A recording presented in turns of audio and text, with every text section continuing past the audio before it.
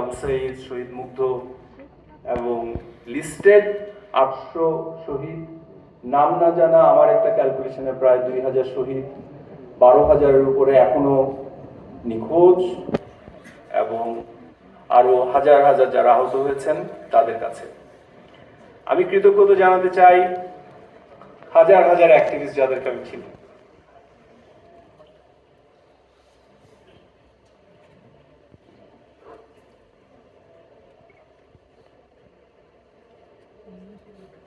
আমি কৃতজ্ঞতা জানাতে চাই আমাদের মা বাবাকে।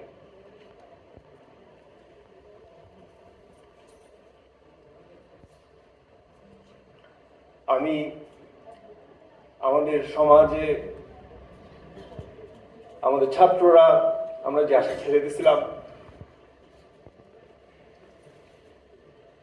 আমি তাদের কাছে কৃতজ্ঞতা জানাতে চাই। আমি 71 টুবির ফারজানা রূপা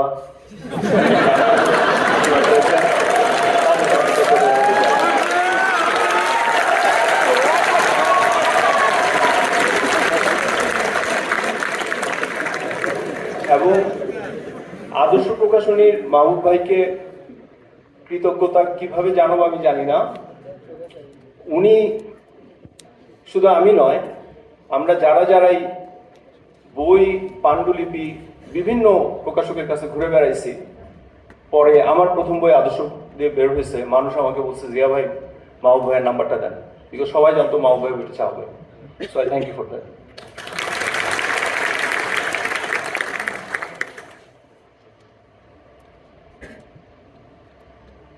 এই বাংলাদেশ, এই রাজনীতি, এই যে আন্দোলন, এটা সফল হওয়ার একমাত্র কারণ শেখ হাসিনা বাংলাদেশের যে ডিভিশনের লাইনগুলো তৈরি করছিল, সেই ডিভিশনের লাইনগুলো ভেঙে বৈষম্যের বিরুদ্ধে যে আন্দোলনটা ছাত্ররা দাঁড় করাইছে। সো আমি এই যে স্পিরিটটা আজকে তৈরি হয়েছে, সেই স্পিরিটটা যেন আমরা আগামীতে ধরে রাখতে পারি, সেটার জন্য আমি সবাইকে আহ্বান জানাই। ইটস এ ডিফিকাল্ট ফাইট, কারণ শেখ হাসিনার বিভাজনের লাইনগুলো এখনো রয়ে গিয়েছে। কিন্তু আমাদের কাছে নতুন একটা বাংলাদেশ তৈরি করতে হবে, যেখানে আমরা শহীদ আবু সাঈদ এবং শহীদ মুগ্ধ এদের স্পিরিটকে আমরা নতুন চেতনা হিসাবে দেখব, নতুন বাংলাদেশের আকাঙ্ক্ষা হিসাবে দেখব। এইটা আমার সূচনা। আমি মূল আলোচনায় প্রবেশ করছি। শেখ হাসিনার পতন হওয়ার কথা ছিল একটা আর্থিক সংকটে, কিন্তু সেই আর্থিক সংকটটা হওয়ার পূর্বেই প্রিয়সলাকি, আমাদের ছাত্ররা, আমাদের এখানে যারা আছেন আপনারা সবাই, আমরা শেখ হাসিনার পতন ঘটিয়েছি। তার মানে কিন্তু আর্থিক সংকটের যে বৈশিষ্ট্যগুলো ছিল, যে বিষয়গুলো ছিল, তার সবকিছুই রয়ে গেছে। ফলে এটা very well possible Bangladesh Sheikh হাসিনার পতনের পর বর্তমান যে সরকার আছে বা আগামীতে যে সরকার আসবে, তাদেরকে একটা চূড়ান্ত আর্থিক সংকটের ভিতরে পড়তে হতে পারে। আমি সে আর্থিক সংকট নিয়ে বিভিন্ন আলোচনা করব, কিন্তু আমি সেই আলোচনাটার ভেতরে গিয়েই কিন্তু একটা কথা বলতে চাই যে আমরা ভয় পাবো না। কারণ আমরা এই জন্য ভয় পাবো না যে that is the price of freedom. আজকে শেখ হাসিনার পতন যদি একটা আর্থিক সংকটে হতো তাহলে আমরা একভাবে চিনতাম, কিন্তু আজকে যখন নতুন একটা সরকার ক্ষমতায় আসলো, যেটা আমাদের চাওয়ার যে ট্র্যাজেক্টরিটা মূলধারার অর্থনীতিবিদরা ইভেন ওয়ার্ল্ড ব্যাংক আমরা দেখেছি 5% 6% গ্রোথ, যেটা শেখ হাসিনার উন্নয়ন ন্যারেটিভের প্রধান কাঠামো ছিল। সেইটাই আমার ব্যক্তিগত প্রথম প্রশ্নটা শুরু হয় 2012-13 সালের দিকে, তখন আমি স্ট্যান্ডার্ড চার্টার্ড ব্যাংকে চাকরি করি। তো আমি তখন দেখতাম যে 8,000-10,000 টাকা স্যালারিতে স্ট্যান্ডার্ড চার্টার্ড ব্যাংকের মতো ব্যাংকে অনেকে 8-10 বছর 10 বছর কাজ করে যাচ্ছে, তাদেরকে কোম্পানি পার্মানেন্টও করতেছে না। অনেকে ব্যাংকে বিয়ে করছে, শুধুমাত্র একটা স্ট্যান্ডার্ড চার্টার্ড ব্যাংকে রয়ে গেছে, স্ট্যান্ডার্ড চার্টার্ড ব্যাংকের একটা ট্যাগ লাগায় সোসাইটিতে একটা বিয়ে করবে।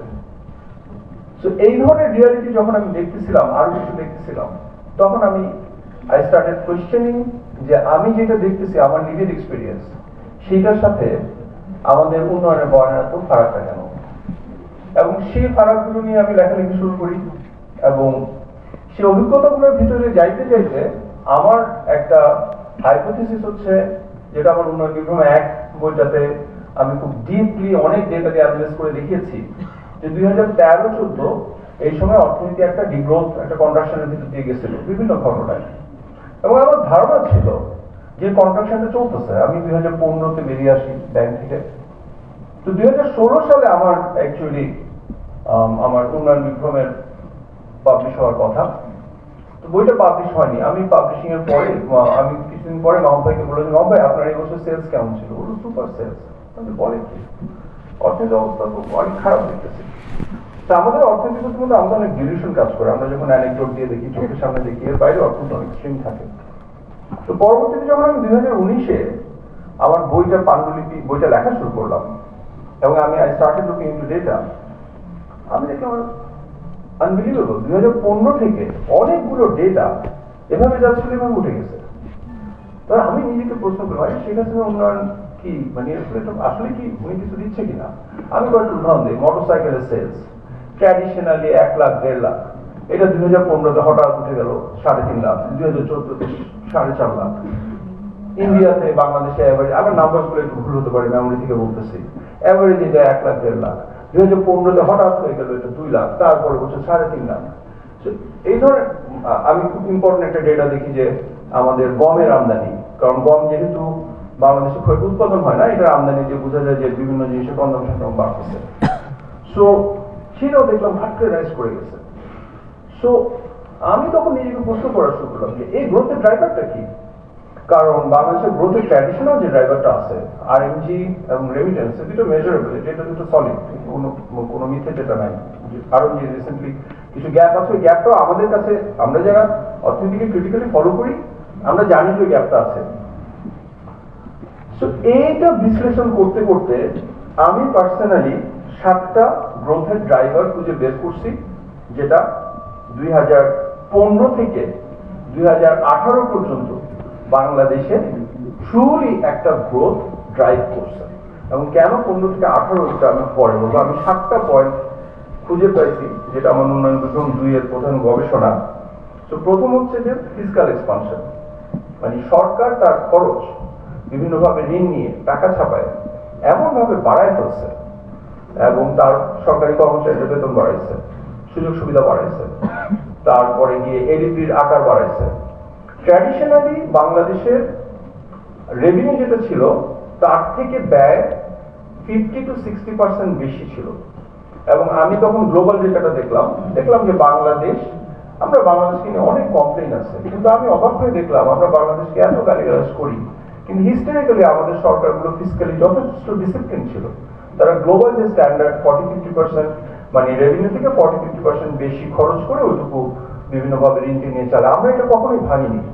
কিন্তু আমি ডাটা মেমোরি থেকে বলছি, এক্সাক্ট ফিগার্স গুলো হয়তো ডাটা বাংলা হতে পারে 5-6%। কিন্তু 2015 থেকে সরকার আয়ের থেকে 70-80% বেশি খরচ করা শুরু করে, এবং that was a very important measure of growth, driver of growth. আমি একটা উদাহরণ দিতে পারি। 2015 থেকে বাংলাদেশের রিয়েল এস্টেট সেক্টর ধসে গেছিল। আমি যে ফাইন্যান্সিয়াল ক্রাইসিসের কথা বলি ঘটনাগুলোতে, কিন্তু 2015-তে সরকার বললো যে সরকারি কর্মচারী থেকে 5% হারে সুদ ঋণে বাড়ি কেনার, ফ্ল্যাট কেনার অনুমতি দেওয়া হবে, এবং সেটা সরকার ফাইন্যান্স করবে। That was one of the reason কিন্তু 2015 থেকে রিয়েল এস্টেট সেক্টরটা আরো রিভাইভ করে। ইন এ ওয়ে কেন্দ্রিয়ান সিস্টেমে এটা কোনো অপরাধ না, কিন্তু সেটা যখন মাত্রাতিরিক্ত ভাবে চলে যায় তখন ওইটা একটা সমস্যা হয়, যখন আপনি টাকা ছাপায় সেটা করবেন। সো আরো অনেক আমি এক্সাম্পল দেখাতে পারবো যে 2015-র পর থেকে আমরা সোসাইটির স্ট্রাকচারের পরিবর্তন দেখছি। যে তার আগে কিন্তু প্রাইভেট সেক্টর জব ছিল সবচেয়ে বেশি আকর্ষণীয়, গ্রামীণ ফোন, ব্যাংক, বিভিন্ন জায়গায় যে স্যালারি ছিল সেটা কিন্তু সেটা থেকে সরকারি কর্মচারীদের বেতন অনেক কম ছিল। কিন্তু 2015 থেকে এই যে গ্রোথ, এটা যেটা হয়েছে, এটার একটা নেচার ছিল অ্যাকচুয়ালি প্রাইভেট সেক্টর, স্পেশালি মাঝারি সাইজের ইন্ডাস্ট্রি, এগুলো সংকুচিত হতে থাকে, এবং সরকারি ব্যয় বাংলাদেশের প্রধান একটা চালিকা শক্তি হয়ে ওঠে। দ্বিতীয় যে গ্রোথের ড্রাইভার আমি দেখতে পাইছি সেটা হচ্ছে ছোট এবং মাঝারি কোম্পানিকে ভেঙে লার্জ ক্যাপিটালের উত্থান হয়। আমার উন্নয়ন বিক্রম একে আমি ডিটেইল ভাবে দেখাইছি যে এই ছোট মাঝারি সাইজের কোম্পানিকে ভেঙে লার্জ ক্যাপিটালের আবির্ভাব হওয়ার পেছনে বেশ কিছু রেগুলেশনস আছে এবং সরকারের চিন্তাটাই ছিল যে আমি বড় কিছু অলিগারকে তৈরি করব, তারা আমাদেরকে ফাইন্যান্সিয়াল ব্যাকিং দিবে, সেই ফাইন্যান্সিয়াল ব্যাকিং এর মাধ্যমে আমি আমার সরকারকে টেকে রাখতে পারবো। ছোট বা মাঝারি সাইজের কোম্পানিরা এদেরকে স্কুইজ করে তাদের থেকে অর্থ পাওয়া মুশকিল। আমি একটা উদাহরণ দিই, বেকারির কথা আমি সবসময় বলি। প্রত্যেকটা মফস্বলে একটা কি দুইটা বেকারি ছিল। ঢাকা শহরে 15-16টা বেশ মাঝারি সাইজের ইনফ্লুয়েন্সিয়াল বেকারি ছিল। তো সেই বেকারিগুলো আস্তে আস্তে একটা একটা বন্ধ হয়ে যাওয়া শুরু হয়। কিন্তু তখন প্রাণের, অল টাইম বাটার বন, ফুয়াংয়ের বাটার বন, সেটা আমরা চোখের সামনে দেখছি, আপনারা সবাই দেখছেন। বাট দ্যাট ইজ, আপনি একটা কনজিউমার গুডসে দেখতেছেন, কিন্তু that is happening two everything. Maybe কেউ এই ধরনের একটা ফার্নিচার বানাচ্ছে, মেবি কেউ একটা হয়তো ওয়াল পেইন্ট করতেছে, পেইন্ট, সো এভরিথিং। সব জায়গায় যে ছোট এবং মাঝারি সাইজের কোম্পানিগুলো ছিল, সেই কোম্পানিগুলোকে বিভিন্ন ধরনের রেগুলেশনস, বিভিন্ন ধরনের চাপ প্রয়োগ এবং বিভিন্ন ধরনের মেকানিজম করে আলটিমেটলি তাদের ফাইন্যান্সিয়াল স্ট্রেংথটা ভেঙে দেওয়া হয়। আমি একটা উদাহরণ দিতে পারি, সেটা হচ্ছে যে একটা খুব ইন্টারেস্টিং একটা আইন করে ওরা, সেটা হচ্ছে যে যাদের বোর্ড অফ ইনভেস্টমেন্টের নিবন্ধন আছে, তারা সেই কোম্পানিগুলো 5% ডিউটি দিয়ে তাদের র মেটেরিয়ালস আমদানি করতে পারবে। তাই শুনে ভালো মনে হতে পারে, খুব চমৎকার একটা আইন। হ্যাঁ, বোর্ড অফ ইনভেস্টমেন্টে বিনিয়োগ থাকলে 5% ডিউটি দিয়ে আমদানি করতে পারবে। কিন্তু রিয়ালিটি হচ্ছে বোর্ড অফ ইনভেস্টমেন্টের নিবন্ধন থাকা 5% ডিউটি অ্যাডভান্টেজ পাওয়া কোম্পানির পরিমাণ খুব সীমিত। বড় বড় কোম্পানি যারা নিজের একটা এলসি করতে পারে তারা এটা পারে। কিন্তু অন দ্য আদার হ্যান্ড যে ছোট ছোট কোম্পানি, যে মনে করেন একটা দোকান থেকে বাকিতে মাল নেয়, 500 টাকার মাল নেয়, মালটা সেল হওয়ার পরে বাকিটা পেমেন্ট করে, এদের সবাইকে কিন্তু 30%, 40% বিভিন্ন রকম ডিউটি দিতে হয়েছে। সো কাঁচা মালে গিয়ে তারা পিছাই গেল, দামে পিছাই গেল। তো এই ধরনের অনেক ছোট ছোট আইনের মাধ্যমে ছোট সাইজের কোম্পানিগুলোকে ভেঙে দেওয়া হয়। আমি একটু করি, আমার সময় কতক্ষণ? Oh, fantastic. Thank you. I'm privileged. নামাজের আগে পর্যন্ত। So that was one of the things. Second হচ্ছে, তৃতীয় হচ্ছে নেগেটিভ সুদের হার। আমাদের এখন সুদের হার বাড়তেছে, কিন্তু 2014 থেকে বেশ দীর্ঘ সময় পর্যন্ত, আই থিঙ্ক 2018 পর্যন্ত আমাদের সুদের হার, ডিপোজিট সুদের হার ওয়াজ নেগেটিভ। আমাদের ইনফ্লেশনের থেকে যদি আপনি যোগ করেন, আমাদের ডিপোজিটের যোগ করেন, তাহলে কিন্তু ডিপোজিটরা অলমোস্ট নেগেটিভ সুদের হার পাইতো। কারণ তাতে কি হচ্ছে, ওই সময় কিন্তু বড় কোম্পানিগুলো ঋণ নিতে পারছে, তারা ওই সময় লার্জ প্রফিট করছে, লার্জ ইনভেস্টমেন্ট করছে। So that was one of the reason. যখন বড় কোম্পানিগুলো এই সময় ইনভেস্টমেন্ট করতেছে, তখন কি হচ্ছে,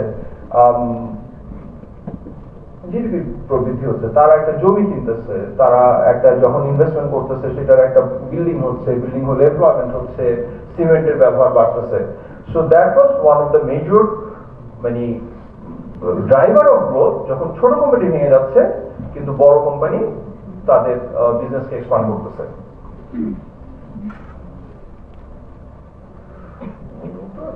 থ্যাংক ইউ। সো চতুর্থ ড্রাইভার অফ গ্রোথ হচ্ছে খেলাপিদের।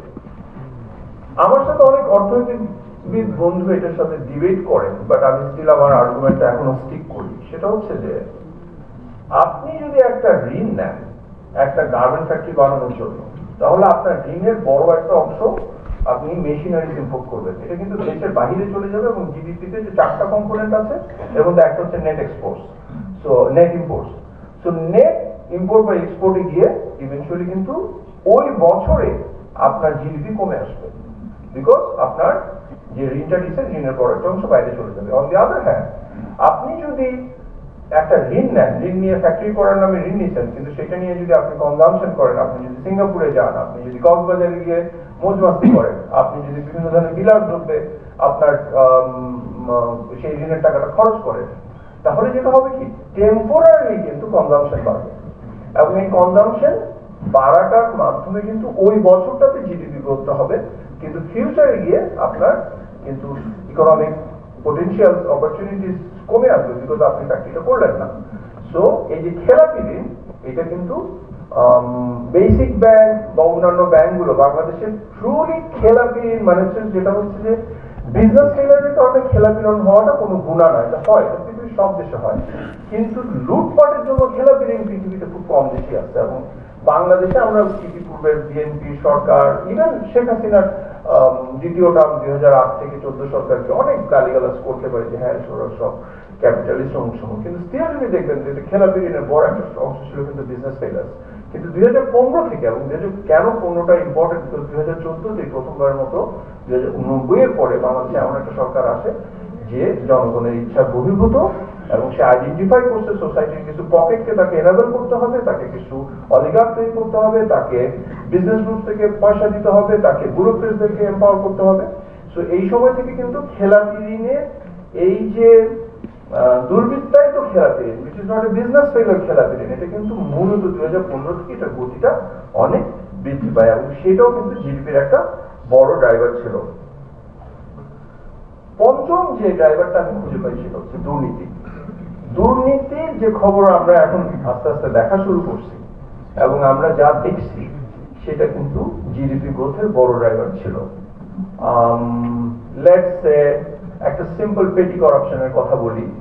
আপনি যদি একজন সবজি খামারি হন, আপনি ফুলকপি উৎপাদন করেন, সেই ফুলকপিটা যদি আপনি যশোর থেকে ঢাকা পর্যন্ত নিয়ে আসতে 20 টাকার প্রোডাক্ট যদি আপনি ঢাকা এসে কথা 30 টাকায় সেল করতেন, পথে যদি আপনাকে 10 টাকা দিতে হয়, তাহলে কিন্তু সেটা কিন্তু ওই বছরে জিডিপিটাকে বৃদ্ধি করবে, এটা নমিনাল জিডিপি বৃদ্ধি করবে, নমিক জিডিপি। এটা কিন্তু যদি রিয়েল জিডিপি মানে ইনফ্লেশনটাকে মাইনাস করি তাহলে কম হওয়ার কথা, কিন্তু ওরা ইনফ্লেশনের ডাটাটা ভুল দেখায়, ট্র্যাডিশনালি দেখা গেছে। So this was one of the reason. So আমি শিওর আপনারা সবাই লক্ষ লক্ষ উদাহরণ দিতে পারবেন, আপনার আশেপাশে দেখছেন যে দুর্নীতির মাধ্যমে, লুটপাটের মাধ্যমে যারা টাকা কামাইছে তারা কিভাবে সমাজে আগায় গেছে, এবং তারা কিভাবে ফ্ল্যাটটা কিনছে, তারা কিভাবে প্রাডো গাড়িটা কিনছে, তারা কিভাবে মোজ মাস্তি করতেছে, এগুলো সব কিন্তু জিডিপি কে গ্রো করাইছে। ষষ্ঠ জিনিসটা প্রচন্ড ইন্টারেস্টিং, এবং আমি খুব অবাক হই যে অর্থনীতিবিদ বন্ধুরা আমার এটা নিয়ে কথা বলেন না। এই সময় যখন এই গ্রোথটা তৈরি হইল 15 থেকে, যখন আসলেই প্রবৃদ্ধিটা আসলেই বাড়া শুরু করলো, আমি একটু পরে টের পাইছি, বাকি তো যারা ব্যবসা করতেছেন তারা টের পাচ্ছেন, নব্বই মতো মানুষ টের পাইছে না, আমরা ভালো সেল হইতেছি জিয়াবাদ। And then it is a signal যে বাংলাদেশ, যার পার ক্যাপিটা কনজাম্পশন প্রত্যেকটা আইটেম অনেক কম, আপনি নেপালের সাথে কম, নেপালের থেকে হয়তো একটু বেশি থাকবে, আপনি এটা ক্যারোসিন বলেন, সিমেন্ট বলেন, পেইন্ট বলেন, ফুটবল বলেন, পার ক্যাপিটা কনজাম্পশন প্রত্যেকটা আইটেমে very low. So lot of business people were thinking যে আমরা বোধহয় রিয়েলি গ্রোথ ড্রাইভারে পা দিলাম, যে আমাদের পার ক্যাপিটা যেহেতু লো, তাহলে আমি যদি থাইল্যান্ডের মানে পৌঁছে যাই তাহলে তো আমার অনেক সামনে কনজাম্পশন, আমার সেলস বাড়বে, তো আমার ক্যাপাসিটি বাড়বে। সো এই গ্রোথের এবং এই শেখ হাসিনার যে উন্নয়নের প্রোপাগান্ডা, এটা কিন্তু অনেককে বিভ্রান্ত করছে। এই বিভ্রান্তি কিন্তু এখনো যায় নাই, এবং আমি বলবো আমার অর্থনীতিবিদ বন্ধুরা তাদের বড় অংশের এখনো সেই ঘোরটা যায় নাই যে এই গ্রোথের ড্রাইভারগুলো কোনোটাই সাস্টেনেবল ছিল না। ব্যবসায়ীরাও কিন্তু সেটা বুঝেন নাই। আমি খুব স্পষ্ট একটা এক্সাম্পল দিতে পারি সিমেন্ট খাতে, এক্সাক্ট নাম্বারস বলতে পারবো না, বাংলাদেশে যদি অ্যানুয়াল সিমেন্টের কনজাম্পশন হয়ে থাকে 50,000 টন, জাস্ট র্যান্ডমলি বলছি, কিন্তু সিমেন্টের ক্যাপাসিটি তার থেকে 1.5 গুণ বেড়ে গেছে, এবং যেটা অ্যাকচুয়ালি প্রয়োজন নাই। আপনার যেই ন্যাশনাল আপনার ক্যাপাসিটি আছে, মানে কনজাম্পশন আছে, তার থেকে আপনার 20 to 30% বেশি থাকাই এনাফ, হ্যাঁ, কিন্তু প্রায় 1.5 গুণ 2 গুণ বেশি বিনিয়োগকারীরা ইনভেস্ট করছে, থিঙ্কিং বাংলাদেশের পার ক্যাপিটা কনজাম্পশন কম, আমরা গ্রোথ ড্রাইভারে পা দিচ্ছি, তাহলে আমার আগামীতে আমার সেলস বাড়বে, এবং it also became a growth driver because তারা অনেক এক্সেস ক্যাপাসিটি তৈরি করছে। যখন তারা এক্সেস ক্যাপাসিটি করছে, তারা তখন একটা জমি কিনছে, একটা বিল্ডিং বানাইছে, একটা ফ্যাক্টরি বানাইছে, সেখানে লোকজন কাজ করছে, টেকনিশিয়ানরা কাজ করছে। So that was actually a very important growth driver. সপ্তমটা আমি বেশি লম্বা করবো না, সেটা হচ্ছে সার্ভিস সেক্টরের এক্সপানশন। আমার মনে হয় আমাদের এখানে যারা আছেন তারা সবাই টের পাবেন, মানে আমাদের আমরা যে কনজিউমার গুডস বা এইসব বিভিন্ন জিনিস খরচ করি, এটা খরচ কত বাড়ছে সেটা আপনি খেয়াল করবেন। আপনার ডাক্তারের খরচ অনেক বেড়ে গেছে, আপনার মেডিকেলের খরচ অনেক বেড়ে গেছে, আপনার শিক্ষার খরচ অনেক বেড়ে গেছে। সো এইটা কিন্তু সার্ভিস সেক্টরের এই যে ইনফ্লেশনটা যেটা হয়েছে 2014 পর থেকে, সেটা কিন্তু একটা বড় গ্রোথের ড্রাইভার ছিল। সো এই যে ফান্ডামেন্টাল ছাড়া ড্রাইভারগুলোর উপরে ভিত্তিতে 2015 পরে যে এক্সপানশনটা হলো, এইটা একটাই পরিণতি, সেটা হচ্ছে যে আপনার কস্ট অফ ডুইং বিজনেস এবং আপনার কস্ট অফ লিভিং বেড়ে গেছে। এবং এর ফলে যেটা হচ্ছে 3-4 বছরের মধ্যেই বাংলাদেশের অর্থনীতি আর কম্পিটিটিভ নাই। আমি কেন আজকে গণঅভ্যুত্থানের পরবর্তী অর্থনীতির রূপান্তরের আলোচনায় আগের সংকটের প্রকৃতিটা আলোচনা করছি, যে আমরা যদি সংকটের প্রকৃতিটা না বুঝি, এখন আমরা সামনে কোন সংকটে পা দিব এটা বুঝতে পারবো না। সো আমাদের যখন কস্ট অফ ডুইং বিজনেস এবং আমাদের কস্ট অফ লিভিং বেড়ে গেল এবং বাংলাদেশ লিটারেলি আনকম্পিটিটিভ হয়ে গেল, এনিথিং আপনি বাংলাদেশে বানান ইন্ডিয়ার চিপার, এনিথিং। বাংলাদেশের চিনির দাম হচ্ছে 140 টাকা বা সামথিং, ইন্ডিয়াতে মাত্র 60 টাকা, চায়নাতে দেখেন আরো কম। বাংলাদেশে আপনি যদি একটা ক্যালকুলেটর প্রডিউস করতে চান, সেটা আপনাকে 5000 টাকা লাগবে, আপনি চায়নাতে এটা বানানো 50 টাকায় বানাতে। তো এখানে আপনি বলতেন যে এখানে তো অনেক নলেজ এবং টেকনিক্যাল ইনপুট আছে। আপনি একটা নর্মাল ফ্যাক্টরি ধরেন, আপনি যে একটা বেকারি দিবেন, এই বেকারি সিম্পল একটা বেকারি, এখানে হাইটেক কোনো কিছু নাই, আপনি একজন টেকনিশিয়ান নিয়ে এসে করতে পারবেন। এই যে একটা মাঝারি সাইজের বেকারি দিতে আপনার এখানে 2 কোটি টাকা লাগবে, ইন্ডিয়াতে বা নেপালে বা পাকিস্তানে আপনি তার 1/3 প্রাইসে করতে পারবেন। সো এই যে আমাদের কস্ট অফ লিভিং এবং কস্ট অফ ডুইং বিজনেসটা বেড়ে গেল, এটার কারণে কিন্তু বাংলাদেশের অর্থনীতি আনকম্পিটিটিভ হয়ে গেছে। আমাদের কিন্তু এখন আর শুধুমাত্র সস্তা শ্রমের লোভে এফডিআই আসতেছে না। আমাদের গত কয়েক বছরে আমরা গ্রিনফিল্ড এফডিআই মানে হচ্ছে যে যেগুলো আমাদের দেশে যে অর্থনৈতিক সক্ষমতা আছে সেটাকে ব্যবহার করার জন্য যে ইনভেস্টমেন্ট গুলো হয়, এইটা পৃথিবীর lowest FDI two GDP ratio. Because আমাদের আগের মতো শুধুমাত্র সস্তা শ্রমের উপরে আমাদের এখন কিন্তু আমরা সস্তা নাই, আমরা সবসময় যে সস্তা শ্রমের দেশ, এখন কিন্তু আমরা সস্তা নাই। কিন্তু শ্রমটা সস্তা হতে পারে, কিন্তু আমাদের বাকি যে অ্যাসোসিয়েটেড কস্ট এগুলো অনেক হাই হয়ে গেছে। So this is one consequence. এবং সেকেন্ড কনসিকুয়েন্স হচ্ছে, মানে এটার সাথে কানেক্টেড, এটা হচ্ছে মূল্যস্ফীতি। এবং এর ফলে যেটা হয়েছে সেটা হচ্ছে যে আমাদের টাকা ছাপানো বাদে এই সরকার আর এই সরকার আগামী সরকার যে কারোর জন্য সার্ভাইভ করে খুবই মুশকিল। এবং আমি যে 7টা গ্রোথের ড্রাইভারের কথা বললাম, যেগুলো প্রত্যেকটাই আনসাস্টেনেবল, এখানের মধ্যে সবচেয়ে ইনফ্লুয়েন্সিয়াল ড্রাইভার কিন্তু সরকারি ব্যাংক। বাংলাদেশের সরকারের আকার এমন একটা জায়গায় পৌঁছাইছে, এবং আমাদের লাস্ট ইয়ার বোধহয় প্রায় 7 লাখ করোড় টাকা ছিল আমাদের বাজেট। আমরা না, গত বছর বোধহয় 6 মান্থ, আমি নাম্বার কিছু ভুল হতে পারে, 6.6 লাখ করোড় টাকা ছিল আমাদের বাজেট। আমাদের গত বছরের আয় ছিল বোধহয় অ্যারাউন্ড 3.3 লাখ করোড় টাকা, এবং এর বাকি অংশটাকেই তাদেরকে হয় টাকা ছাপাইতে হবে, নইলে ব্যাংকিং সেক্টর থেকে ঋণ নিতে হবে। এখন ব্যাংকিং সেক্টর থেকে ঋণ নিতে হলে তো ব্যাংকিং সেক্টরে এত পরিমাণ লিকুইড নাই, তাহলে কি করতে হবে? কোনো না কোনো ভাবে আপনাকে টাকা ছাপাইতে হবে, এবং টাকা ছাপাইলে বাচ্চামানা যেটা হবে সেটা হচ্ছে মূল্যস্ফীতি।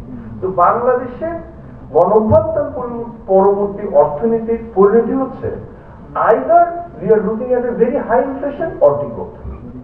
আপনি হাই ইনফ্লেশন থেকে বাঁচতে পারবেন, সেটা কিন্তু সরকার টাকা ছাপানো বন্ধ করতে হবে। সরকার যদি টাকা ছাপানো বন্ধ করে, তাহলে কিন্তু অথবা সরকারকে আপনার উপরে ডিউটির ভার বাড়ায় দিতে হবে। সো ডিউটি ভাড়ার কত বাড়াবে, তখন দেখা যাবে যে আমাদের অর্থনীতির একটা সূত্র আছে, সেটাকে হচ্ছে যে আপনি ওদের একটা নির্দিষ্ট পরিমাণের উপরে যদি ডিউটি বাড়ানো হয়, তাহলে ওই সেক্টরটা শ্রিঙ্ক করে, ফলে সেটা একটা পর্যায়ের উপরে বাড়াতে পারবে না। ফলে রিয়ালিটি যেটা দাঁড়াইছে সেটা হচ্ছে যে আমাদের আগামীতে আমরা এমন একটা বাংলাদেশে তাকাই আছি 2 to 3 ইয়ার্স টাইমলাইনের মধ্যে, হয় আমাদের উচ্চ মূল্যস্ফীতি হবে, নয় আমাদের ডিগ্রোথ করে উচ্চ মূল্যস্ফীতিকে থামাইতে হবে। আই মাস্ট সে, আমি যে আলোচনাটা করছি এটা কিন্তু একটা হেটেরোডক্স আলোচনা। আমাদের ট্র্যাডিশনাল অর্থনীতিবিদ অনেকে আমার এই চিন্তাটা এগ্রি করেন না, কিন্তু আমি আমারটা বলবো। সো এই অবস্থায় what kind of crisis we are looking at. অর্থনীতিতে ক্লাসিক্যালি তিন ধরনের সংকট আছে, একটা হচ্ছে যে ব্যাংকিং ক্রাইসিস, একটা হচ্ছে সভরেন ডেট ক্রাইসিস, একটা হচ্ছে কারেন্সি ক্রাইসিস। সো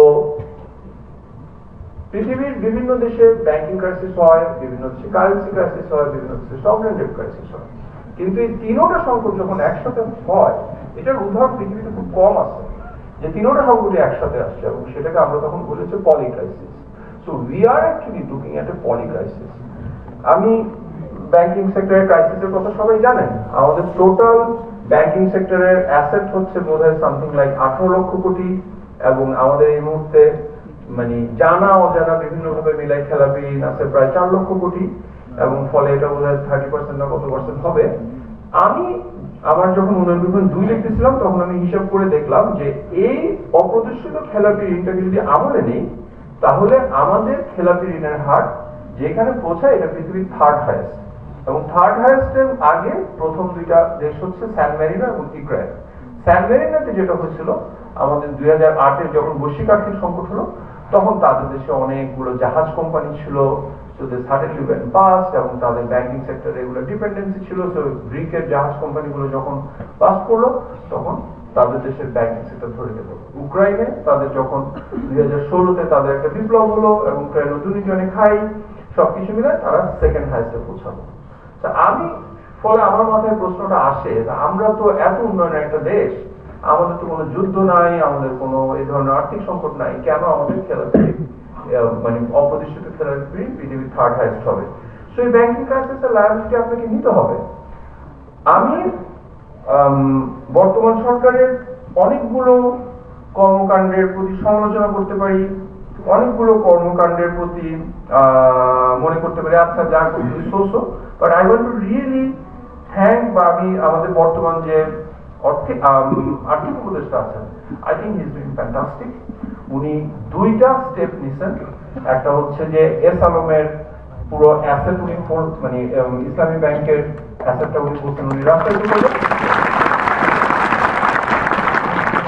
এবং দ্বিতীয় যে উনার যে স্টেপটা আমি এই মুহূর্তে মাথায় আসতেছে না, সেটাতে আমি যেটা বুঝতে পারতেছি যে আসলে ব্যাংকিং ক্রাইসিসটা ডিল করার জন্য যথেষ্ট কেপেবল একটা লোক হাতে আছেন।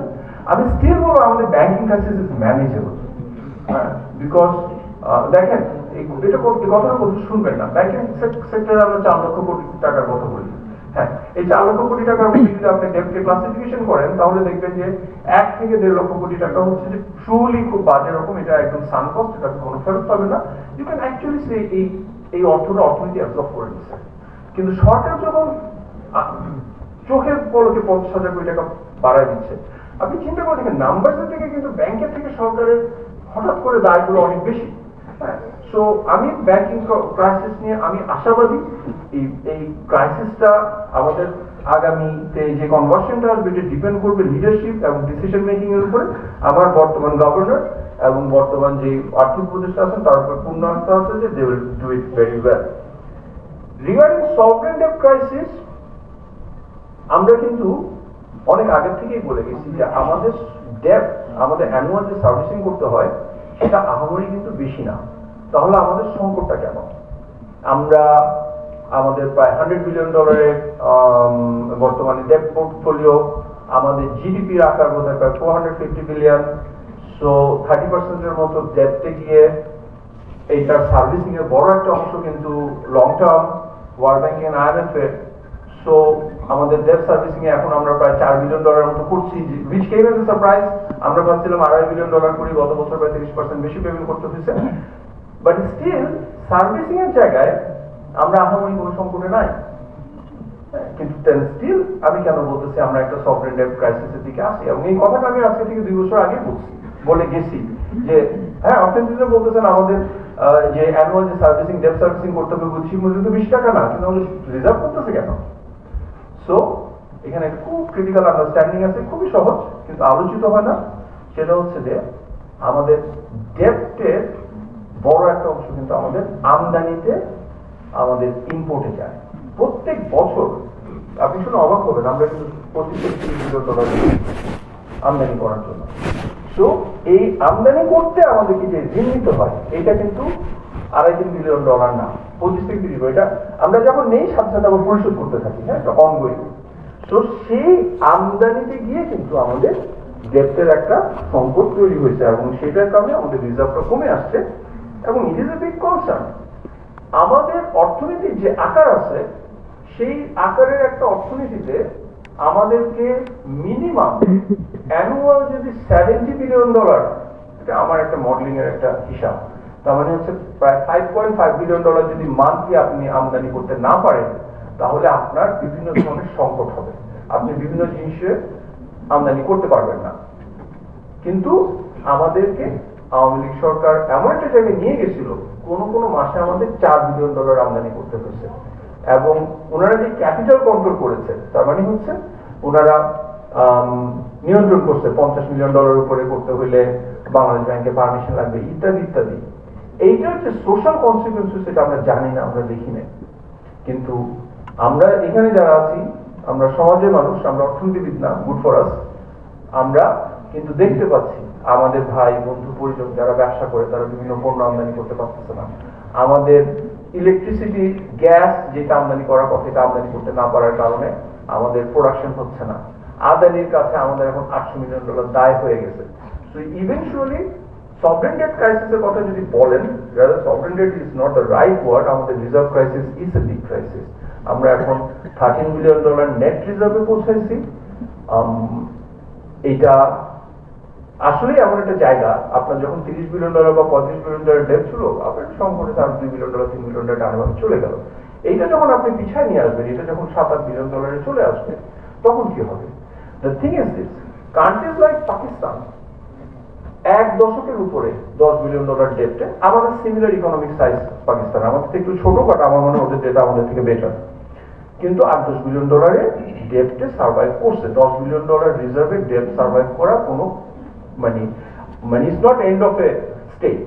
কিন্তু আমি বলি যে আমাদের কোনো সোশ্যাল এক্সপিরিয়েন্স নাই যখন $10 বিলিয়ন আপনি কিভাবে ম্যানেজ করবেন, এবং একই সাথে ওনারা আরবিট্রারি যেভাবে ক্যাপিটাল কন্ট্রোল করতেছে তাতে কিন্তু সমাজের মধ্যে অনেক ধরনের প্রভাব পড়তেছে যেটা আমরা সামনে দেখতে পাই না। So third kind of, so sovereign debt-এর ব্যাপারে I'm still very concerned যে আগামী দিনগুলোতে এই রিজার্ভটা কোথায় যাবে। সো আমরা সবাই শেখ হাসিনার পতনের আগে সবাইকে আহ্বান জানাইছি রেমিটেন্স ঠেকাও। তো আমি সবাইকে অনুরোধ করব, আবার আমরা একটা ক্যাম্পেইন করব রেমিটেন্স পাঠাও। তো এটা আমরা যদি মনে করি যে this is our only chance আজকে একটা মিনিংফুল রিফর্ম এবং একটা সংকট থেকে বেরিয়ে আসার, তাহলে কিন্তু আমাদেরকে সামাজিকভাবে আগাইতে হবে, সরকারের দিকে তাকাইলে হবে না। সো আমি সভরেন ডেপ্টের ব্যাপারে আমি বলবো যে we can still recover, not sovereign debt রিজার্ভের জায়গা থেকে। সভরেন ডেট এখনো কোনো বেশি কিছু যায় নাই, 25-26 থেকে এটা অনেক খারাপ হতে থাকবে, $5 বিলিয়ন $5.5 বিলিয়ন হবে, but still that's not a lot of money compare to the size of the economy.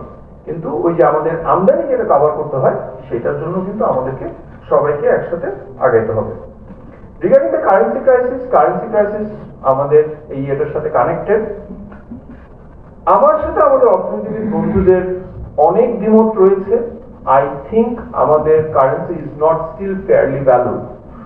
আমার খুবই রেসপেক্টেবল অর্থনীতিবিদ বন্ধুরা, তাদের কয়েকজন এখানে আছেন, তারা মনে করেন না জিয়া আপনি বেশি অ্যালার্মিস্ট, আমরা 120 টাকায় 125 টাকায় ফেয়ার ভ্যালুতে পৌঁছায় গেছি। বাট কনসিডারিং 7 ফ্যাক্টরস, এখানে আমার একটা ভিডিও আছে, যে আমি মনে করি যে না, আমরা নট ফেয়ার ভ্যালুতে পৌঁছাই নেই, আমাদের কারেন্সি আরো পড়তে পারে, না পড়লে বিভিন্ন ধরনের স্ট্রেস তৈরি হবে। সো আমি ওই ডিটেলে যাচ্ছি না, আমার সময় নেই। আমার মতে আমরা কারেন্সি ক্রাইসিসে নাই, কিন্তু আমাদের কারেন্সি ফেয়ারলি ভ্যালুড না, এটার একটা অ্যাপ্রিসিয়েশন সামনে হতে পারে। এটা consequence very high, because currency যদি অ্যাপ্রিসিয়েটেড হয় সেটার সাথে সরাসরি আপনার মূল্যস্ফীতিতে প্রভাব পড়বে, আপনার জিনিসপত্রের দাম বেড়ে যাবে। And that is the thing, আমি বারে ফেরত আসবো, আমাদের crisis will always first reflect in the inflation. So currency ক্রাইসিসের দিকে আমি মনে করি যে আমরা খুব বেশি কমফোর্টেবল জায়গায় নাই। সো আমার মানে এই ক্রাইসিস গুলো কিন্তু আমার আর্গুমেন্ট হচ্ছে এই ক্রাইসিস গুলো স্টিল ম্যানেজেবল। আমাদের বর্তমান সরকার, আগামীতে যে সরকার আসবে, তারা কিভাবে ক্রাইসিসটা হ্যান্ডেল করতেছে সেটার উপরে নির্ভর করবে যে এই ক্রাইসিস গুলা কি আরো মানে বর্তমানে যেখান থেকে আছে আরো খারাপের দিকে যাবে নাকি ক্রাইসিস গুলো থেকে বেটার হবে। কিন্তু আমার ভয় যেটা সেটা হচ্ছে যে এগেইন এটা আমার ইন্টারপ্রিটেশন, দ্যাটস ওয়াই আমি জিয়া হাসান আমার সাথে, আমি একটা হেটারোডক্স থিঙ্কার, আমার সাথে মূলধারা অর্থনীতিতে অনেক ঝগড়াঝাটি আছে, আমি আমার সেই জায়গা থেকে বলতেছি, আমি মানে অর্থোডক্স চিন্তা থেকে বলছি না, যে যে নেচার অফ গ্রোথটা আমরা অবজার্ভ করছি সেই আনসাস্টেনেবল ড্রাইভার গুলো সেই সবগুলোই কিন্তু লেসর মোর আছে। ফলে আমাদের নতুন কোনো যদি ড্রাইভার তৈরি না হয় তাহলে আমাদের দেশ কিন্তু সংকটের ভিতর দিয়ে যাবে। এবং আমার একটা খুবই ক্রিটিক্যাল আর্গুমেন্ট, যেটা আমার সাথে আবার সবাই আপনারা এগ্রি করবেন, কিন্তু কোনো অর্থনীতিবিদ বন্ধু এগ্রি করবে না, যে আমাদের গভর্নমেন্টের সাইজ অনেক বড়। এই গভর্নমেন্টকে আজকে পুলিশকে 1,90,000 পুলিশ নিয়োগ দেওয়া হয়েছে 2009 থেকে। তো শেখ হাসিনার ফ্যাসিস্ট রেজিমকে রক্ষা করার জন্য একটা সিকিউরিটি স্টেটের দরকার ছিল, কিন্তু আজকে আমাদের কেন সিকিউরিটি স্টেট লাগবে? সো আমাদের কিন্তু সরকারের অনেক কাটছাট করার সুযোগ রয়েছে। এবং একটা সংবাদ অনেকের চোখে এড়াই গেছে, বা আমরা একটা রেভলিউশনারি জিলের মধ্যে ছিলাম, আমরা টের পাই নাই যে কত ভয়ঙ্কর একটা সংবাদ ছিল গত বছর, যেটা শেখ হাসিনা পতনের পরেই সংবাদটা আসলো, যে আমরা যেটা ডেটা ফলো করি, আমরা day to day data follow করি, আমরা যে ডেটাটা জানি তার অতিরিক্ত 42,000 কোটি টাকা ছাপানো হয়েছে। তার মানে হচ্ছে সেম ব্রোডেড গভর্নমেন্ট, তার মানে হচ্ছে সেম, হ্যাঁ সরকার আসছে, দুর্নীতি কমবে, এখন অনেক অপরিজনীয় ব্যয় ছাড়কাট করা হবে, কিন্তু তারপরেও আমি আমার বন্ধুরা গবেষণা করে আমরা দেখছি যে আমাদের রিকারিং এক্সপেন্সই কিন্তু সবচেয়ে আমাদের high expense. So recurring expense গুলো কিন্তু আমাদের একটা বড় দায় হিসেবে রয়ে যাবে। ফলে সরকারের আকার কমাতে খুবই ড্রামাটিক এবং ড্রাস্টিক স্টেপস যদি না নেওয়া হয় তাহলে কিন্তু এই উঁচু খরচটা রয়ে যাবে। ফলে সেই জায়গায় গিয়ে আমাদেরকে কিন্তু সরকারের আকার যদি না কমায় তাহলে কিন্তু এই সংকট থেকে চূড়ান্তভাবে বের হয়ে আসার কোনো উপায় নেই। এবং কনসিকুয়েন্স ইজ দিস, যে আগামীতে আমরা সরকারের আকার যদি কমাই তাহলে কিন্তু এটা ডিগ্রোথ হবে। বিকজ সরকারের শেখ হাসিনার বাজেট কিন্তু আমি একটা আর্গুমেন্ট আগে দিছি, এটা কিন্তু যথেষ্ট ডিস্ট্রিবিউটেড ছিল। যেগুলো আমি চেয়ে ফ্যাসিস্ট চলে গেছে, ফ্যাসিস্ট ডিফেন্স না, এটা প্রত্যেকটা গ্রামে গ্রামে আজকে আমাদের যে নিউ এলিটস, এটা সবাই সরকারি লোকজন। আজকে একটা গ্রামে একটা নর্মাল লোকজন 5,000, 6,000, 7,000 টাকার উপরে আয় করে না। আমি সমালোচনা করছি, আমি যে দেখাচ্ছি হোয়াট ইজ দ্য স্ট্যাটাস, কিন্তু একটা টিচার 25,000 টাকা আয় করে। হ্যাঁ, তো ওনারা কিন্তু সোসাইটিতে পাওয়ারফুল পিপল, এবং এগুলো কিন্তু ডিস্ট্রিবিউটিভ এফেক্ট ছিল। ফলে আপনি যদি সরকারের আকার কমান, এবং কমানো ছাড়া কোনো উপায় নেই, নয় আপনার টাকা সাপেক্ষ, এটা যদি করেন বিভিন্নভাবে আকার কমাইতে থাকেন তাহলে কিন্তু মানি ফ্লো কমবে, তাহলে এই লোকগুলো যে ব্যয় করবে ব্যয়টা কমে আসবে, তাহলে কিন্তু কনজাম্পশন কমবে, একটা ডিগ্রোথ হবে। So that is the thing. Either আমরা শেখ হাসিনার আমাদের যে রিয়ালিটি ছিল, আজকের এই রিয়ালিটি, যে either we are looking at a degrowth to correct what আমাদের কারেন্ট সিচুয়েশন, অথবা হাই ইনফ্লেশন। আমি এই কারণে সবসময় বলি আমাদের মূল্যস্ফীতি স্ট্রাকচারাল, আমাদের মূল্যস্ফীতি মানি সাপ্লাই গ্রোথ কানেক্টেড না, এবং যে স্ট্রাকচারাল যে মূল্যস্ফীতি আলোচনাটি আমি গত কিছুক্ষণ করে আসলাম। 6:20 থেকে প্রশ্নোত্তর পর্ব শুরু। থ্যাংক ইউ, গুড টাইম, আমি ঠিক জায়গায় আছি। সো এই জায়গায় আমার আমাকে অনেকে বলছে যে আপনি খালি প্রবলেমের কথা বলেন, সমাধানের কথা বলেন না। তো আমি এই কারণে I force myself to come with some solution. সেটা হচ্ছে যে আমি 4টা সলিউশন বলবো না, আমি 4টা দরকারি জিনিস রেকমেন্ড করি। সো একটা হচ্ছে যে আমাদের যে রেন্টারিং স্ট্রাকচারটা আছে এটাকে ভেঙে কম্পিটিটিভ ক্লায়েন্টিলিজম তৈরি করতে হবে। What do I mean by that? কঠিন ইংলিশ মনে হলো, গতকালকে প্রথম আলোতে একটা রিপোর্ট দেখলাম যে বরিশালে মেহেন্দিগঞ্জে ইজারা ঘাট, মাছের মহাল, এগুলো সবকিছু আগে ছিল আওয়ামী লীগের দখল, এখন বিএনপি লোক দখল করে নিয়ে গেছে। তো এটা একটা রেন্টিয়ারিং স্ট্রাকচার। হ্যাঁ, ওখানে কিন্তু গ্রোথ হয়। যে লোকটা কিন্তু মাছের মহালটা থেকে সে চাঁদা নিছে, সে কিন্তু স্থানীয় এরিয়াতে সে খরচ করতেছে, ওখানে কিন্তু গ্রোথ হয়, ইনফ্লেশন হয় কিন্তু একই সাথে সাথে মানে গ্রোথ হয়, এগেন এটা nominal real growth, inflation data is not.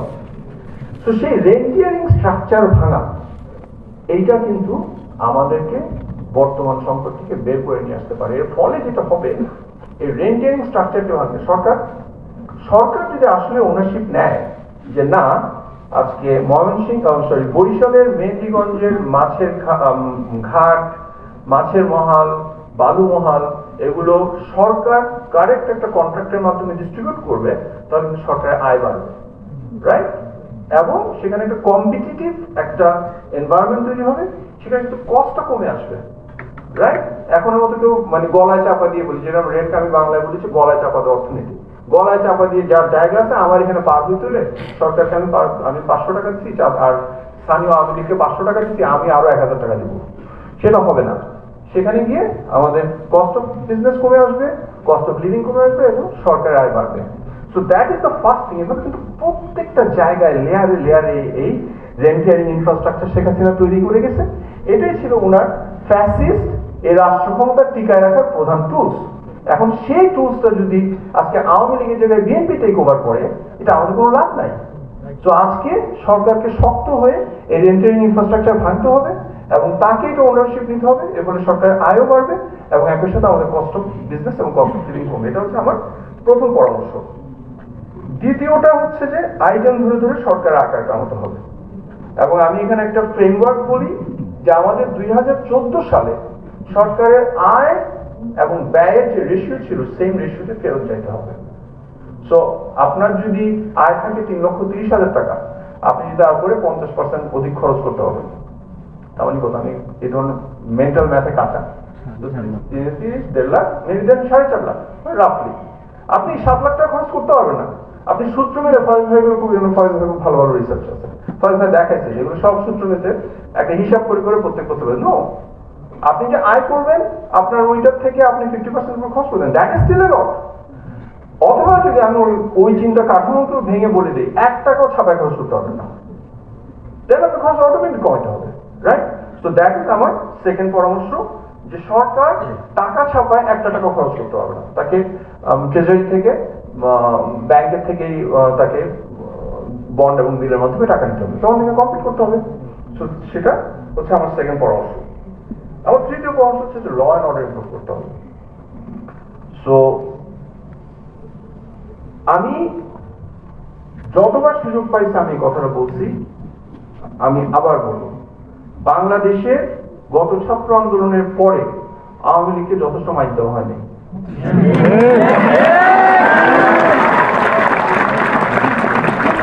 Sorry, আমি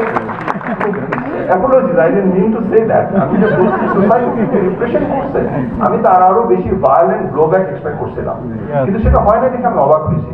আমি চাই তাদের কাঠামোগত ভাবেই আইনের মাধ্যমে শাস্তি দেওয়া হোক, কিন্তু যেটা আমি অবজার্ভ করছি সোসাইটির বা আন্দোলন যারা করছে তাদের complete anger was directed towards police, because this police তারা প্রত্যেকটা এলাকায় টর্চার চেম্বার তৈরি করছিল। তারাই ছিল আওয়ামী লীগের এই ফ্যাসিস্ট ইনফ্রাস্ট্রাকচার রক্ষা করার মেইন টুলস। এই কারণে 80% আমি সেই সব পুলিশের যারা প্রাণ হারাইছেন, আমি I feel sorry for them and for their family, আমি মনে করি না এটা ঠিক হয়েছে, কিন্তু আমি যে সোসাইটি কিভাবে তার অ্যাকশনটাকে ড্রাইভ করছে, সে আওয়ামী লীগকে যথেষ্ট শাস্তি দেয় নাই, কিন্তু সে পুলিশের 80% থানা পোড়ায় দিচ্ছে। তার মানে হচ্ছে যে এই পুলিশ ছিল বাংলাদেশের সবচেয়ে বড় সন্ত্রাসী। আমাকে কয়েকজন, আমার একজন বন্ধু আওয়ামী লীগ ফ্রেন্ড, ও বলছে জিয়া অর্থাৎ দেখো কি অবস্থা, এখন পুলিশ আসে নাই, এখন যদি ডাকাতি হয়, এই হয় সেই হয়, তখন কিন্তু মানে এখন তো পুলিশ ব্যাক করছে, তখন ব্যাক করে না। বাংলাদেশের সবচেয়ে বড় সন্ত্রাসী ছিল পুলিশ, আজকে যে পুলিশ নাই সেটি আমাদের আইন শৃঙ্খলা উন্নতি করছে।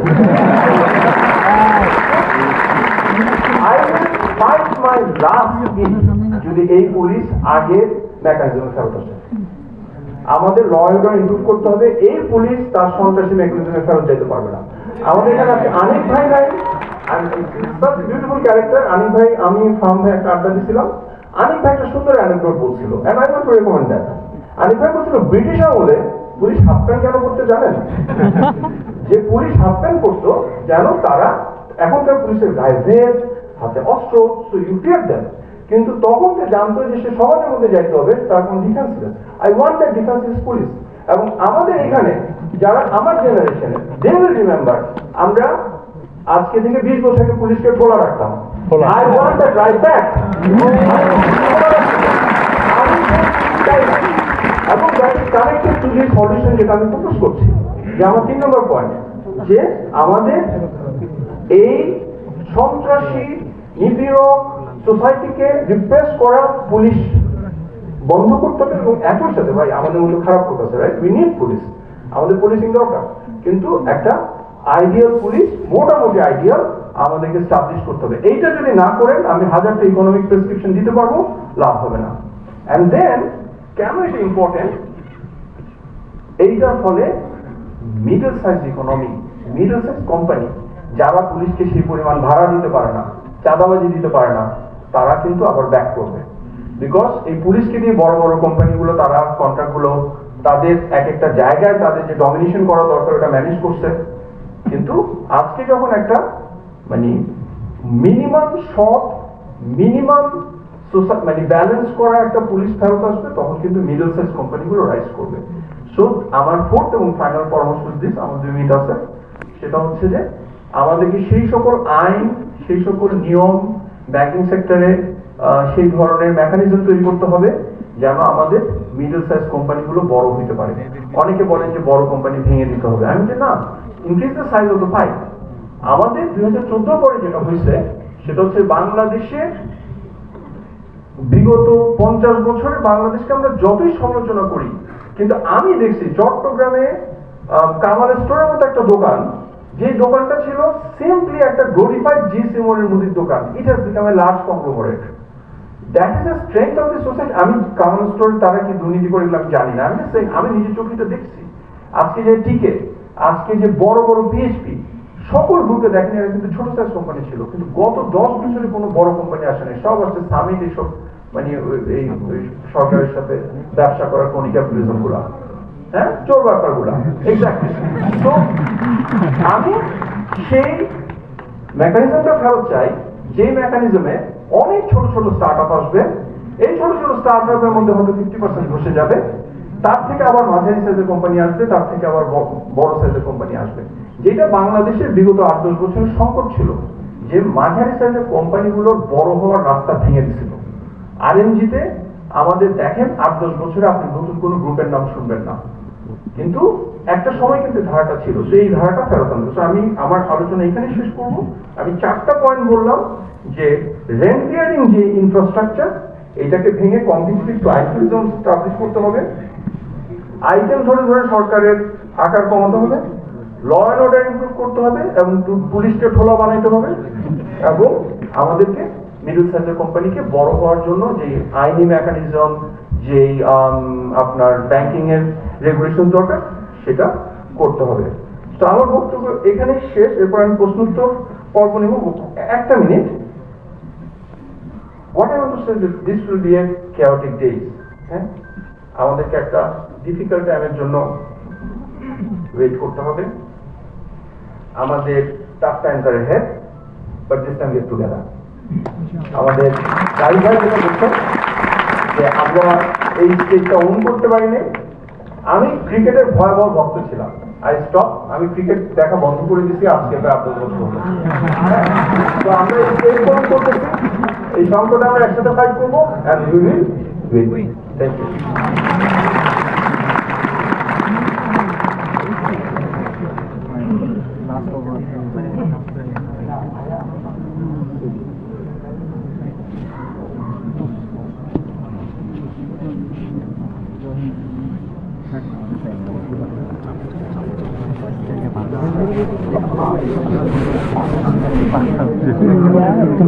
বই আছে না, তোমার একটা ফিল হয় নাই।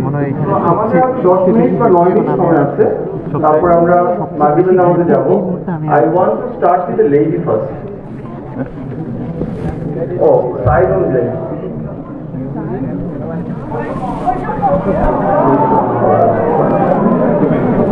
আচ্ছা, আপনি মডারেট করেন। Thank you very much. আমরা হচ্ছে সর্বোচ্চ অডিয়েন্সই তো বৈষম্যমূলক, এখানে তো সমান হারে নারীরা নাই, তো ফলে কি হয় বৈষম্য হচ্ছে।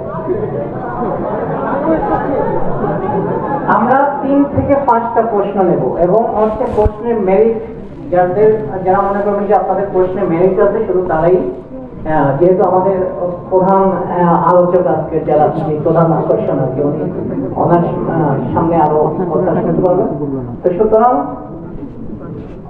হ্যাঁ 3 থেকে 5টা প্রশ্ন নেব। ওকে, আমরা এই জাস্ট ওকে আমরা এখান থেকে যাই। ভাই কোথায় আছে?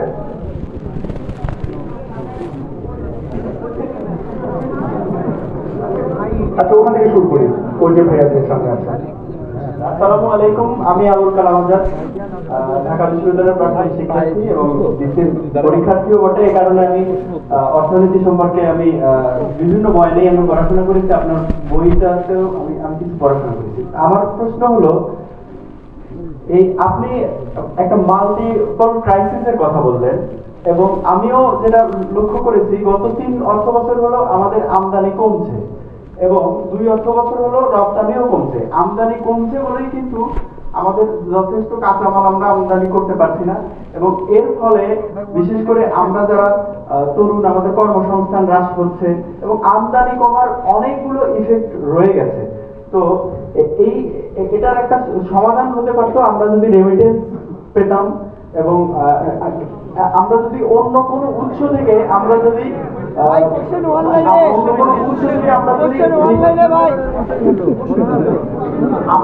আমার প্রশ্ন করার জন্য আমি কয়েকটা কথা বলে নিচ্ছি, এই কারণে যেন আমার প্রশ্নটা ঠিক আছে ভাইয়া, বলতে দেন না, বলতে দেন। যে ভাই যেটা বললেন বলুক না। আমাদের সামনে ভবিষ্যৎ দুটো, একটা হলো আমরা আইদার ইনফ্লেশনের দিকে যাব অথবা আমরা এখন এই সমস্যার সমাধানের ক্ষেত্রে আপনি যে মিনিমাল স্টেটের কথা বললেন, মিনিমাল স্টেটটা করা হলে আমাদের আমাদের কর্মসংস্থানের কি হবে? এবং আমি মনে করি এটার একটি আমার এটাই প্রশ্ন, আমাদের কর্মসংস্থানের কি হবে এবং ম্যানেজ করা যাবে কি?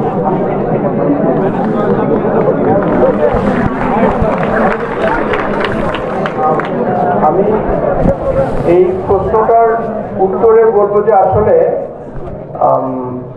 there is no way আপনাকে আইদার ইনফ্লেশন অথবা degrowth. So actually possibly policy মেকারদের জন্য সেটাই রাইট অ্যাপ্রোচ, একটা মিডল অ্যাপ্রোচে যেন আনাইতে হয়। আর একটা জিনিস কি, যে কোনো সংকটের দিকে তাকায় কিন্তু আমরা ভয় পাই যে সংকট। আমরা কিন্তু এটা ভুলে যাই সংকট কিন্তু বেশি দিন থাকে না। আর্থিক সংকটের প্যাটার্নই হচ্ছে আপনার যখন সংকটটা তৈরি হবে তখন আপনি আমদানি কমে গেল, তখন আপনার লোকজন আরো বেশি ডেসপারেট হয়ে দেশের বাইরে চলে গেল, তখন কিন্তু আপনার ন্যাচারাল ওয়েতেই সংকট থেকে বেরিয়ে আসার কথা। তো একটা মিডল অ্যাপ্রোচ যদি নেয়, কিছু খারাপ পিরিয়ডের পরে আমরা আবার রিভাইভ করবো। এই পাশে হয়েছে ওই যে একজন ভদ্রলোক রেখেছেন, ওনাকে একটু দিন। জাস্ট কোয়েশ্চেনটা, সরি এই জন্য, বাট জাস্ট কোয়েশ্চেন। আসসালামু আলাইকুম। আমার কোয়েশ্চেনটা হলো যে আপনি যে গ্রোথের যে 7টা ক্রাইটেরিয়া বলেন, এসেনশিয়ালি আনসাস্টেইনেবল গ্রোথের, আমি মোটামুটি সবগুলোর সাথে এগ্রি করি এবং you and I share the same alma mater, Standard Chartered, so I'm from dealing with. So our perspective on economy is very different from traditional economy because we are practicing financier. So আমার কথা হলো, আমি মনে করি এখন যে আপনি যেটা বলেন মাল্টিপল ক্রাইসিস, এখানে আমাদের জন্য আমাদের একটা তো হচ্ছে কোয়ালিটি অফ গ্রোথ, আর আমরা কিভাবে একটা ম্যানেজ করি সেটা একটা, আপনি যেটা বলেন কস্ট কমাতে নো ম্যাটার হোয়াট, সেটাও ঠিক আছে, কিন্তু how will we raise funds, মানে essentially the budget management এবং both on the public sector and the private sector, এটা অপটিমাইজ করতে হবে। এখন যেভাবে চলছে এভাবে চললে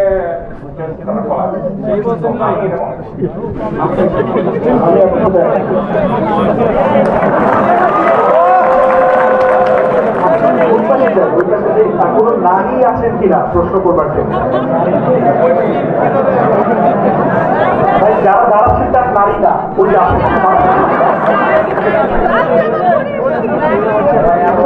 আমার নাম তনুষ্কা, আমি হচ্ছে ঢাবির প্রাক্তন শিক্ষার্থী। তো আমার প্রশ্নটা ছিল হচ্ছে 26-এ হচ্ছে যে এলডিসি হচ্ছে যে একটা গ্রাজুয়েশনের কথা ছিল, এইটা আসলে হলে এটা আসলে কি ইম্প্যাক্টটা পড়বে আমাদের ইকোনমির উপর, ফিজিবল কিনা আমাদের জন্য এক, এবং 2 নম্বরটা ছিল হচ্ছে যে এনার্জি যে অলরেডি যে কস্টটা হচ্ছে বা রেন্টার কস্ট এনার্জির কারণে, এইটার আসলে কি ধরনের রিকভারি আমরা করতে উঠতে পারি আমাদের ভেরি গুড কোয়েশ্চেন। আমি সময় নেই। আমার মনে হয় আমি প্রথম প্রশ্নটার মধ্যে একটা সলিউশন দেখি, সেটা হচ্ছে শেখ হাসিনার এই ফ্যাসিস্ট সরকারকে টেকায় রাখার জন্য গ্রোথ ন্যারেটিভের দরকার ছিল বাংলাদেশ মিডল ইনকাম অমুক পালছাল পার হয়েছে প্রুভ করার দরকার নেই। তো ট্রু ডেটাটা বের করে বাংলাদেশ যদি মিডল ইনকাম কান্ট্রি না হয় সেটা থেকে আমি ব্যাক করার পক্ষপাতী। ওপর থেকে একটু জোরে চিৎকার করে বলতে পারবেন কে? আচ্ছা আচ্ছা, ভাইয়া মাঝখানে দাঁড়িয়েছেন, শুধু প্রশ্নটা করবেন। আমি শুনতে পাচ্ছি একটি মাইক হলে ভালো হতো বলেছেন।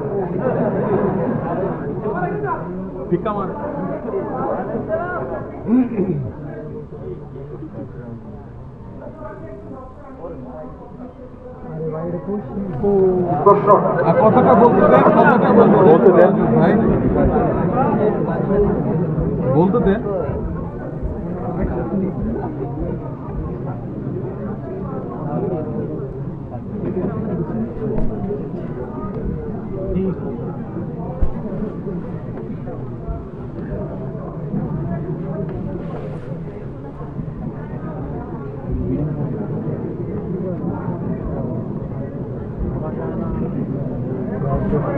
আচ্ছা, আমরা আমদানি করতে পারবো কিনা নিজেরটা নিজে, তাই তো? দরকার কি ছিল প্রশ্নটা নেওয়া? আপনাকে ভালো শোনা যাচ্ছে না, বাট আমি আপনার প্রশ্নের এসেন্সটা ধরতে পারছি। সো আমাদের সবচেয়ে বড় র মেটেরিয়াল কিন্তু আমাদের গায়ের ঘাম, ঠিক আছে? তো বাংলাদেশের মতো দেশ, আমরা ট্রুলি আমরা কিন্তু কোনো র মেটেরিয়াল সহ ইন্ডাস্ট্রি করতে পারিনি। আমরা কিন্তু আমাদের চামড়া, মানে আমাদের চামড়া না, আমাদের যে গরুর চামড়া, আমাদের দেশে গরুর চামড়া পৃথিবীর one of the finest, because এটা আমাদের গরুগুলো আকারে ছোট, এগুলোর একটা চামড়ার নাকি টেক্সচারটা খুব ভালো, ফলে এটা সবচেয়ে সফিস্টিকেটেড জুতা হয়। কিন্তু আমরা চামড়া ভিত্তিক শিল্প করতে পারিনি। সো প্রত্যেকটা সোসাইটির একটা ইনস্টিটিউশনাল মেমোরি আছে, বাট অ্যাগেইন আমাদের গ্রোথ ড্রাইভার দরকার। আমি আপনার সাথে একমত যে চামড়ার মতো শিল্প, যেটা ভিয়েতনাম, তাদের নিজস্ব কোনো তেমন বড় কোনো চামড়া ইন্ডাস্ট্রি নাই, বাট স্টিল তারা জুতা শিল্প, নাইক, এডিডাস সব গ্রো করেছে। সো আমি এইভাবেই দেখি, আমরা যদি ল অ্যান্ড অর্ডারটা ফিক্স করতে পারি, আমরা যদি স্টেটটাকে একটু স্টেবল করতে পারি, তাহলে আমাদের এফডিআই ফেরত আসবে।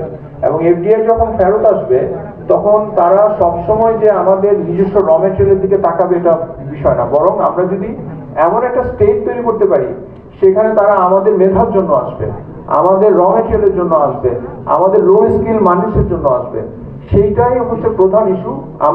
আমাদের ট্রুলি কোনো মেজর র মেটেরিয়ালস নাই আমাদের নিজস্ব গায়ের ঘাম ছাড়া। সো আমি আপনার চিন্তাটাকে একটু ব্রড করে বলতে চাই যে শুধুমাত্র আমাদের র মেটেরিয়ালের দিকে তাকার দরকার নেই, আমাদের মানব সম্পদ, আমাদের মেধা, আমাদের লো স্কিল সবকিছুর ভিত্তিতে আমাদের ইনভেস্টমেন্ট হওয়া উচিত। বিফোর দ্যাট আমি আবার একটা প্রশ্ন উত্তর দিন, এবং that was a very important question. সেটা হচ্ছে যে আমাদের যেই স্টেট ওন এন্টারপ্রাইজ এবং আমাদের কুইক রেন্টাল, এই প্রকল্পগুলো কি করা হবে? এইটাতে অনেকগুলো স্কুল অফ থটস আছে। প্রফেসর মুস্তাক খান কিছুদিন আগে একটা লেকচার করেছিলেন, উনি মানে এসওএস এর একজন প্রফেসর, এবং এই ধরনের ডেভেলপমেন্টাল স্টেটে কোন ধরনের পলিসি মেকিং করতে উনি একজন গ্লোবাল এক্সপার্ট। উনি যেটা প্রপোজ করেছিলেন, I really like that idea. উনি বলছেন কন্ট্রাক্টগুলো রিনেগোশিয়েট করতে হবে, এবং এটা কেন করা যাবে আমি সেটার একটা জাস্টিফিকেশন দিই। সেটা হচ্ছে যে একটা আর্গুমেন্ট হচ্ছে যে হ্যাঁ, যে কোম্পানিগুলোকে আজকে আদানি হোক, আমাদের দেশের সামিট হোক বা ইউনিক হোক, তাদের অনেকে ইন্টারন্যাশনাল ফাইন্যান্স আছে। সো তারা যদি বলে যে না, তুমি কন্ট্রাক্ট ভায়োলেট করছো, তোমার দেশের কোন সরকার আগে ছিল পরে ছিল এটা আমার কোনো মাথা ব্যথা নেই, তোমাকে আমি কোর্টে নিব, ওনারা বলছে নাও কোর্টে নাও, সমস্যা নেই। বিকজ আমরা দেখাতে পারবো যে তারা ইনসিরিয়াস, মানে একটা টার্ম ইউজ করছে আমি খেয়াল নাই, সেটা হচ্ছে এমন সব কন্ট্রাক্ট আমরা করছি সেগুলো ছিল কমপ্লিটলি মানে দুর্বৃত্ত পরায়ণ। সো আমরা কোর্টে গেলে জিতবো, এবং ওদেরকে যখন আমরা ভয়টা দেখাবো তখন ওরা আমাদের সাথে নেগোশিয়েট করবে। কেন করবে? এটা একটা মূল কারণ হচ্ছে আমি একটা আওয়ামীর সাথে বসছি, হ্যাঁ, যিনি অনেকগুলো প্রজেক্ট ফাইন্যান্সিং এর সাথে জড়িত। উনি বলছেন যে আমাদের প্রজেক্ট যেগুলো আমরা ফাইন্যান্স করছি, এই প্রজেক্টগুলোতে আমাদের ইন্টারনাল রেট অফ রিটার্ন আমরা দেখাইছি, মানে আমাদের প্রফিট মানে দেখাইছি হচ্ছে যে 50%। অন দি আদার হ্যান্ড আমাদের কস্ট অফ ক্যাপিটাল হচ্ছে 20%, তার মানে হচ্ছে 30% প্রফিট আছে অধিকাংশ ইয়াতে। এটা অনেক হাই, এটা কেউ এটা দেয় না। সো ইভেনচুয়ালি আমরা যদি ওদের সাথে নেগোশিয়েট করে কস্ট অফ ক্যাপিটাল 20%, তাদের ইন্টারনাল রেট অফ রিটার্ন 50%, সেটা থেকে যদি আমরা তাকে 30% নিয়ে আসতে পারি, ওরা আমাদের সাথে নেগোশিয়েট করে 10% তার লাভ। আর তার জন্য অল্টারনেটিভ হচ্ছে আমরা বিপিডিবি কে ব্যাংকরাপ্ট করে দিব, তোমাকে দেউলিয়া করে দিব, কি করবা? হ্যাঁ, so I think that's a good solution. It is not a খুবই লাইক অর্থনীতির ব্যাকিং ছাড়া একটা গাইড জোরে কথা। এটা ইন্টারন্যাশনাল প্রেসিডেন্স আছে, এভাবে করা যায়, এবং দ্যাট ইজ সামথিং আমি মনে করি সরকার করা উচিত। রিগার্ডিং রেমিটেন্স, সরি, আমাদের নামাজের সময় হয়ে গেছে, আমরা একটা প্রশ্ন নিতে পারবো।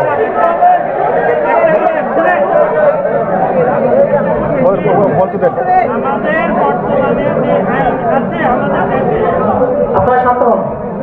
আচ্ছা একটু প্লিজ। হ্যাঁ হ্যাঁ বলতেছি তো। সেটা হচ্ছে গিয়ে যে এইখানে অনেকেই আসলে প্রশ্ন করতে চাচ্ছে, আপনাদের জন্য আমি একটা সুন্দর সমাধান দিচ্ছি। আপনারা হচ্ছে গিয়ে যে একটা প্রশ্ন নেওয়া হবে, এরপরে আপনাদের কোনো প্রশ্ন থাকলে আপনারা জিয়া ভাইয়ের সাথে যোগাযোগ করতে পারেন, ওনার ইনবক্স করতে পারেন। সবচেয়ে ভালো হয় না, এছাড়া তো উপায় নেই, সবচেয়ে ভালো হয় আপনারা যদি আদর্শ পেজে প্রশ্নটা দেন, কারণ আমাদের যেহেতু টিম আছে, এই টিম হচ্ছে এরপরে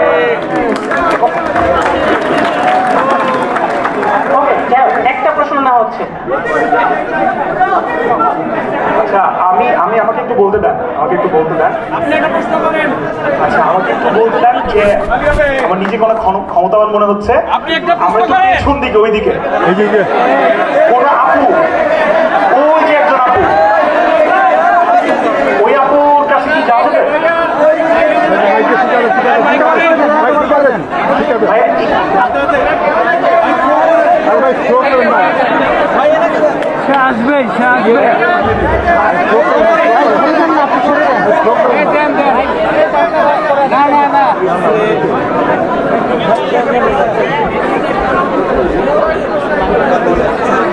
ঠিক আছে ভাইয়া, যেহেতু ভাইয়া উনি মাথায় বাংলাদেশের ব্যান্ডানা পরছেন এবং উনি সবাইকে ছাড়িয়ে উনার বাজখাই গলায় প্রশ্ন করছেন, লেট মি টেক দিস। সমস্যা হবে এবং এটা আমি বলছি, এটা ওকে। সো না, আচ্ছা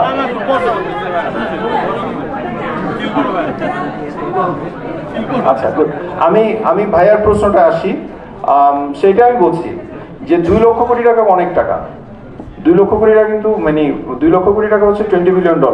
$20 বিলিয়ন মানে হচ্ছে বাংলাদেশ IMF এর কাছে মানে হাত পা ধরে $4 বিলিয়ন পাইছে 3 বছরে, 2.5 বছরে নিবে, আর সেটা $20 বিলিয়ন 1 বছরে কমে আসা।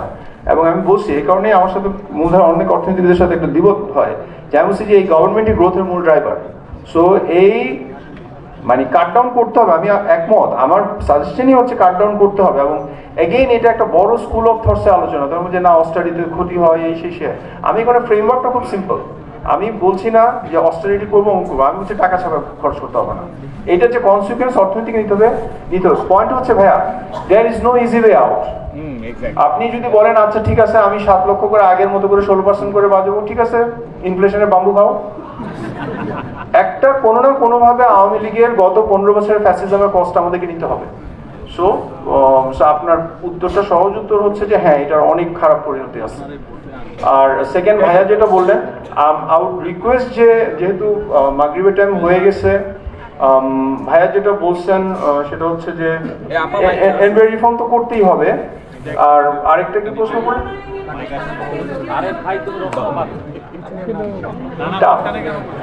হ্যাঁ, এটা একটা বড় ফাইট।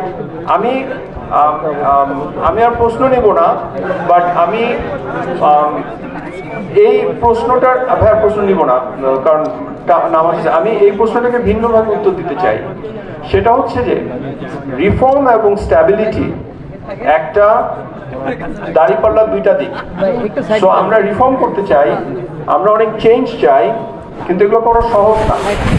এবং আমি আপনার প্রশ্ন যদি ফেরত চাই, আপনি মানি লন্ডারিং এর টাকা কাকে দিয়ে ফেরত আনাবেন? আমাদের বিএফআইউর যে প্রধান, তার ব্যাংক অ্যাকাউন্টে নাকি কি কি পাওয়া গেছে, এখন পর্যন্ত দুদকের কোনো লোকে হাত দেওয়া যায়নি।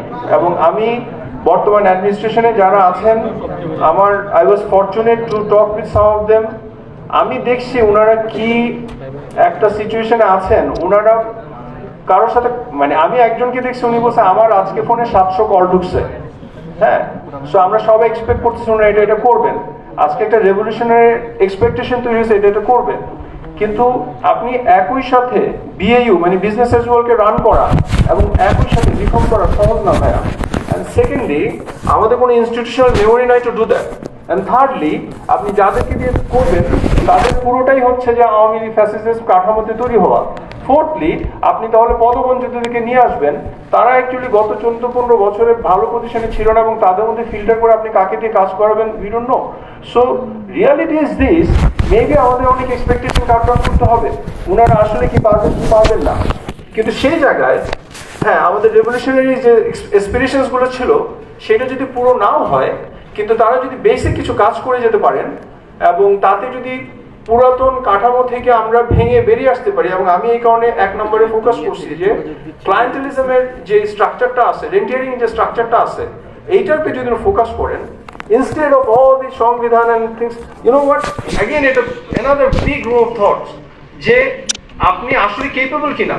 আমি যে কোনো একটা রিফর্মের দিকে তাকায় ভাবি না যে এটা ভালো কি ভালো না, আমি যেটা আমরা করতে কেপেবল কিনা।